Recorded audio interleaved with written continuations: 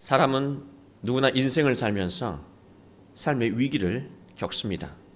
사람이 위기를 겪게 되는 이유는 예상하지 못한 변수를 만나기 때문입니다. 그래서 우리는 인생에서 변수를 만나지 않기 위해서 인생을 더욱더 치밀하게 준비하고 계획합니다. 그러나 삶의 변수는 언제나 또 다른 모습으로 우리의 삶에 개입하며 우리를 당황하게 만들고 고통스럽게 만든다는 것입니다. 그러나 여러분, 우리의 인생이 아름답고 살만하다고 여겨지는 것도 바로 예상하지 못한 변수를 만나기 때문입니다. 예상하지 못한 기회를 만나고, 예상하지 못했던 소중한 사람을 만나고, 예상하지 못한 사건을 통해서 우리의 삶에 새로운 전기가 시작되기 때문입니다. 우리는 생각하지 못했던 인생의 변수를 통해서 삶에 감동하게 되고요, 희망을 꿈꾸게 되는 것입니다. 그러면 우리는 이런 생각을 할 수가 있습니다. 인생을 살면서 좋은 변수만 일어났으면 좋겠다. 그러나 그런 일은 일어나지 않습니다. 다만 나에게 일어나는, 여러분에게 일어나는 인생의 변수를 어떤 관점으로 해석하느냐에 따라서 삶이 낙심과 절망으로 신음할 수도 있고, 변수가 감동적인 인생의 출발점이 될 수도 있습니다. 그러면 어떤 관점으로 현재를 해석하고 미래를 꿈꿀 것인가? 바로 하나님의 관점으로 해석해야 하는 것입니다. 하나님의 시선으로 자신의 현주소를 해석하고 미래를 꿈꾸는 것입니다. 우리는 실망하고 낙심하면 삶의 활력을 잃고 아무것도 하고 싶어지지 않습니다. 그러면 현실의 고통이 가중되고요, 미래를 암담하게 느끼게 됩니다. 우리는 예수님을 통해서 우리와 함께 하시는 하나님의 임재를 강하게 느끼고 하나님의 시선을 회복해야 합니다. 오늘 말씀은 인간의 이성적인 시선으로 현실과 미래를 해석한 사람들과 하나님의 시선으로 자신의 현실과 미래를 해석한 사람이 인생의 최종 결과가 얼마나 큰 차이가 나는지 보여주고 있습니다. 애굽에서 탈출하고 지나온 40년의 광야 세월은 이스라엘 백성에게 고단함 그 자체였습니다. 백성들은 하나님이 약속하신 땅에 들어가는 그 희망을 가지고 고단한 현실을 견딜 수가 있었습니다. 이스라엘은 약속의 땅에 들어가는 것을 목전에 두고 있는 상황이었습니다. 모세는 하나님이 말씀하신 대로 각 지파에서 한 사람씩 뽑아서 약속의 땅을 정탐하는 임무를 맡겼습니다. 40일 동안 정탐을 마치고 돌아온 12명은요, 정탐한 내용을 모세와 백성들에게 보고했습니다. 백성들은 정탐꾼의 보고 내용을 듣고 충격에 빠졌습니다. 40년을 버텨온 백성들의 희망이 무너지는 순간이었습니다. 가나안은 풍요로운 땅이 맞았습니다. 그러나 변수가 일어났습니다. 가나안에 거주하는 네피림의 후손 아낙 족속들이 모두 거인이었던 거예요. 게다가 그들이 거주하는 그 성읍은 너무나 크고 견고했습니다. 12명 중에 10명의 정탐꾼은 우리가 그들과 싸워서 결코 이길 수 없다라고 말했습니다. 이것은 결코 잘못된 보고가 아니었습니다. 매우 현실적이고 이성적인 보고였습니다. 인생을 현실적이고 이성적인 판단으로 살아가는 것은 오늘을 살아가는 우리의 모습이기도 합니다. 12명의 정탐꾼 가운데 10명의 정탐꾼의 모습이 바로 오늘을 살아가는 우리의 모습이라고 하는 거예요. 예상하지 못한 인생의 변수 앞에서 백성들은 절망을 느꼈고 속수무책으로 무너지기 시작했습니다.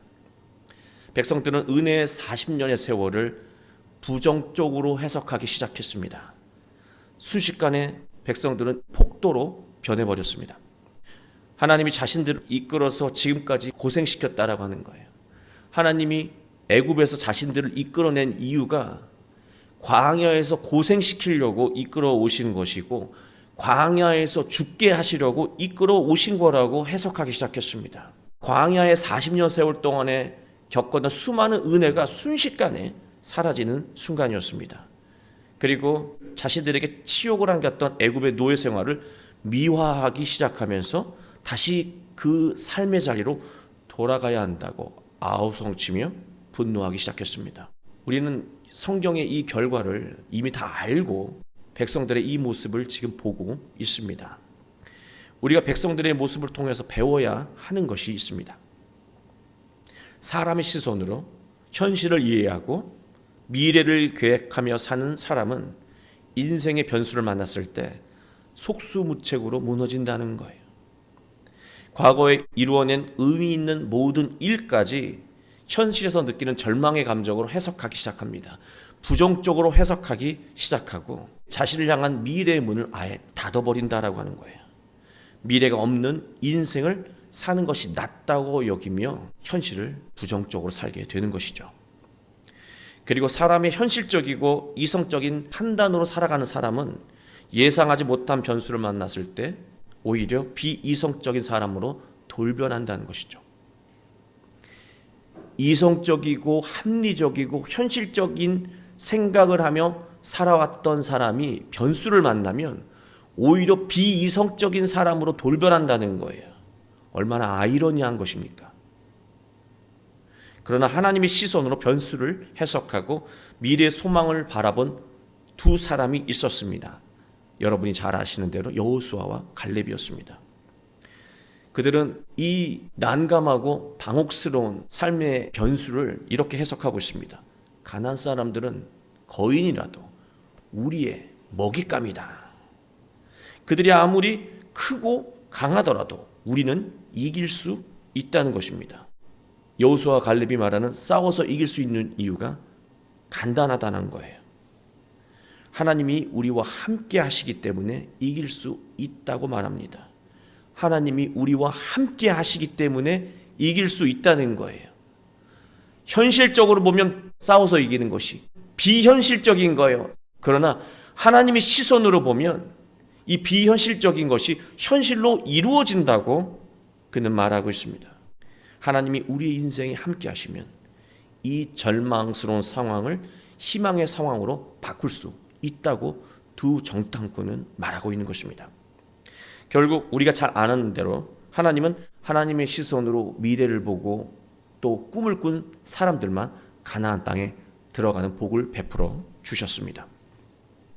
성경 뒤를 보면 모세가 죽고 여호수아가 백성들을 이끌고 요단강을 이제 건너가는 그 순간에 여호수아는 하나님의 임재를 강하게 믿고 강을 건너서 약속의 땅으로 들어갔습니다. 이 모습에 대해서 신학자 토저는 이렇게 말합니다. 사건이 일어나지 않으면 성장도 없다. 일을 시작하지 않으면 결과도 없다라고 하는 거예요. 하나님의 시선으로 현실을 해석하고 미래에 대한 꿈이 있다고 해도 강 건너 땅을 정복하는 그 일을 시작하지 않으면, 정복을 위해서 첫걸음을 떼지 않으면 아무 일도 일어나지 않는다는 거예요. 미래의 비전을 위해서, 그 비전을 향해서 인생의 발걸음을 떼야 한다라고 하는 거예요.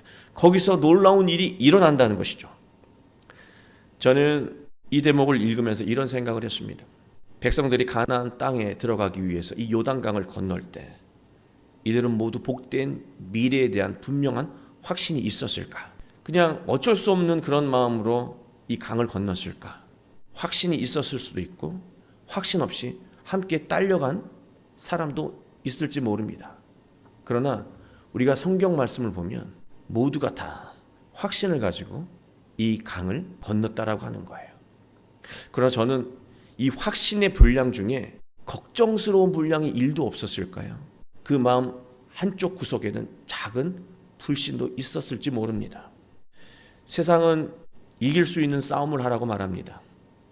승산이 없는 싸움을 하는 사람은 어리석은 사람이라고 말해요. 세상은 이길 수 있는 싸움을 하라고 우리에게 조언합니다. 그리고 결국 이기는 자가 강한 자라고 가르칩니다. 그냥 들으면 그럴듯한 말이에요. 그러나 성경은 세상처럼 우리에게 말하지 않습니다. 이기는 싸움만 하는 자는 이미 패배자다. 가치가 있는 싸움이라면 용기를 내서 싸우는 사람이 승패와 상관없이 승리자이다. 하나님이 주신 소중한 가치, 소중한 미래를 위해서 오늘을 믿음을 굳건히 바로 세우며 용기 있게 살아가는 자에게 하나님은 강하게 임하시며 승리자로 만드신다는 거예요. 사랑하는 여러분, 우리는 모두 예상하지 못한 변수 앞에서 절망하고 낙심할 수밖에 없는 연약한 존재들입니다. 그러나 우리가 우리와 함께 하시는 하나님을 확고히 믿고 믿음으로 삶을 해석하고 미래를 바라볼 수 있다면, 그리고 전진할 수 있다면 하나님은 놀라운 삶의 변수를 우리의 삶 가운데 만들어 주시면서 감동적인 인생을 살게 하실 것입니다. 또한 감동적인 교회로 세워 주실 것입니다. 한평생 하나님의 강한 임재를 느끼며 하나님의 시선으로 자신의 삶을 해석하고 미래를 바라보며 복된 인생을 하나 또 하나씩 열매 맺어 가시기를 주 예수 그리스도의 이름으로 축원합니다.